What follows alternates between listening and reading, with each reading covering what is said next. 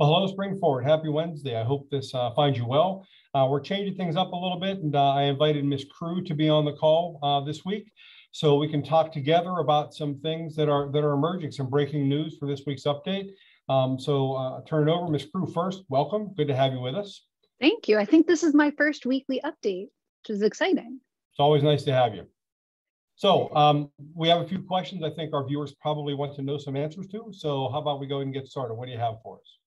We have two topics to talk about today. The first is from CDC. They are recommending that children ages 5 through 11 consider getting the Pfizer vaccine against COVID-19. Of course, this is a decision for parents to make, not for us to make, but for parents to make. So back, when vaccines just started coming out, we here were able to work with a local pharmacy, with Boyertown Medicine Shop, to hold 6 mass clinics on our site. And we have received some questions from parents about whether or not that is going to be an opportunity again with this new phase of rollout for the 5 to 11 children. Yeah, that's a fair question. And right now we know that Pfizer is the only one that's available, or that will be available. We do know that there will be, I believe Moderna and maybe even J&J are not too far behind. More information to come on that later for sure. But at least for right now, we did do those clinics back in, I think, April and May. And we really, we saw that there was a shortage, and our community members were having a hard time getting access to the vaccines. So we partnered with the medicine shop to be able to make that happen for them, to kind of help those vaccines get out a little bit quicker. We're going to follow the same kind of process right now as the vaccines become available to our 5 to 11th grade or 5 to 11-year-old populations. We're going to be tracking, we're going to be watching, we're going to be reaching out to our pharmacies to find out, is the infrastructure set up that people that want to get vaccines can get vaccines? And as long as we've got a good system where they're able to do that, I don't see that we're going to have a need to have a vaccination clinic day. But again, we're going to keep watching and seeing, and if we find there's a need, then we'll reach out and we'll start setting some things up if we need to. And again, I think the best way to do that is to reach out to your pediatrician, see what the best options are. And I do know that our communication department, ergo Aaron Crew, does a fantastic job of providing information for where to get those vaccinations. So once we find out that those are it's a struggle to get those appointments, then we'll definitely look to add something if we need to. And in weekly updates I've been including, it's down towards the bottom, so this week I'll pull them back up towards the top, links to 2 sites where you can put in your zip code and find vaccines based on your location, the day that you would like to set up an appointment, the type of appointment you're looking for. So right now, for most adults, a lot of adults are looking for the booster shots. You can put all that information in. So once we do see that the rollout is taking place for that 5 to 11, those sites will be really helpful to be able to say, I want to go to this location on this day and opt for immediately the Pfizer vaccine. But we will continue to include that information. I've used it to be able to look up where to go for my booster, and it was really helpful.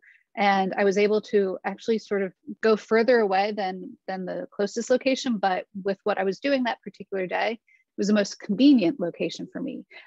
So the option to be able to be sort of fluid with where you're going to go was quite nice. So we'll continue to put that information out for parents. Great. So the second topic, which goes a little bit hand in hand with the rollout of more vaccines at more age groups, would be a program that's going to be coming out through Montgomery County, in working with Montgomery County, the Test to Stay program. Can you tell us about that? And is that what we're calling it? Is that what it's called? This will be entirely new for everyone. Yeah, it's a great question. So it is called Test to Stay or Modified Quarantine, either one.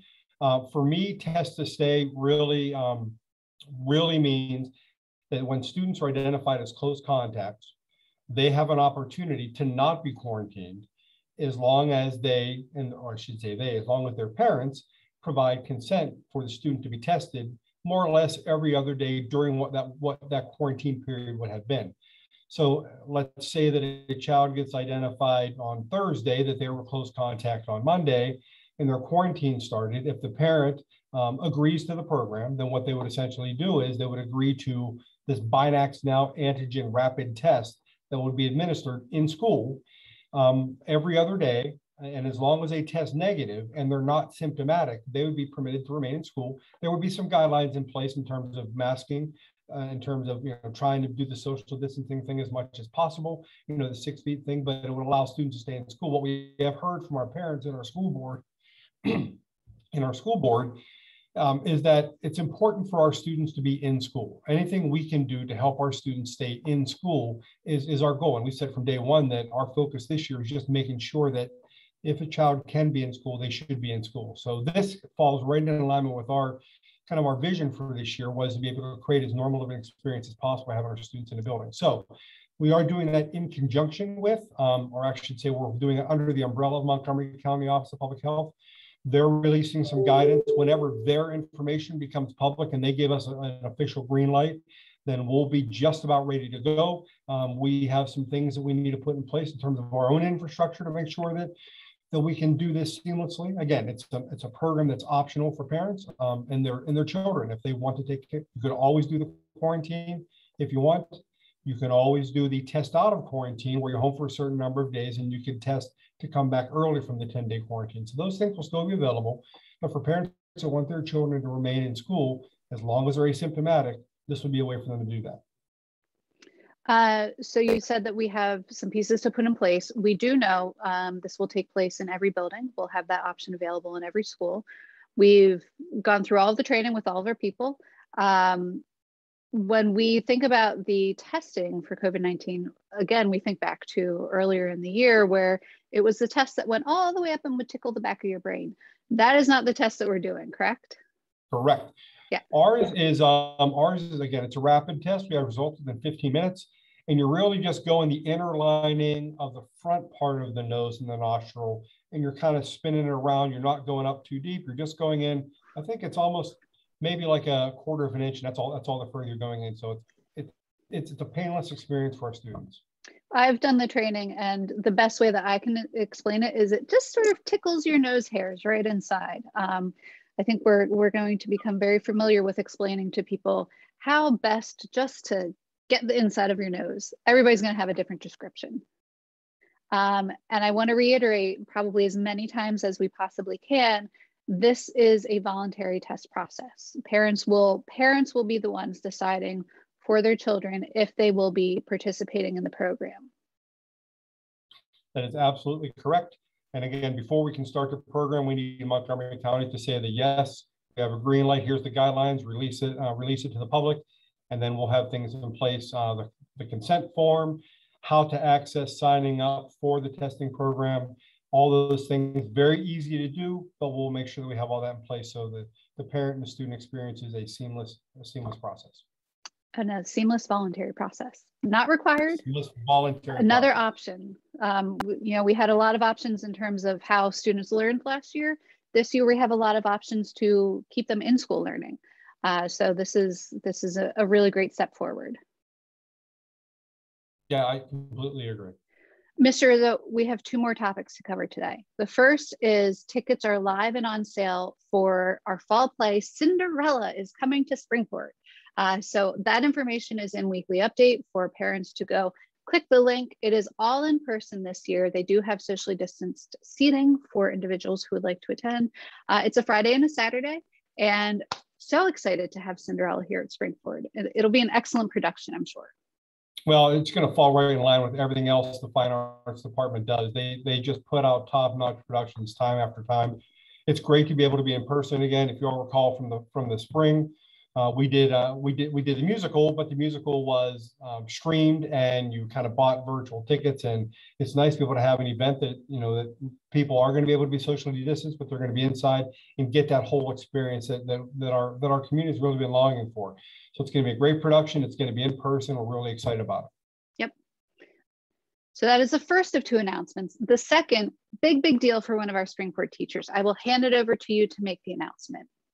So we are super excited about this. Todd Reagan, who's one of our teachers at the 567 Center, he has been identified as the PIAA 2020 Pennsylvania Girls Tennis Coach of the Year.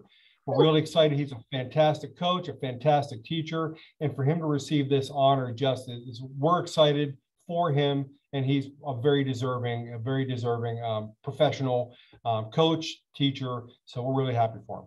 Yeah, the girls tennis team did, just an amazing job last year under Coach Reagan's leadership. So congratulations to him and to the team and the program in general.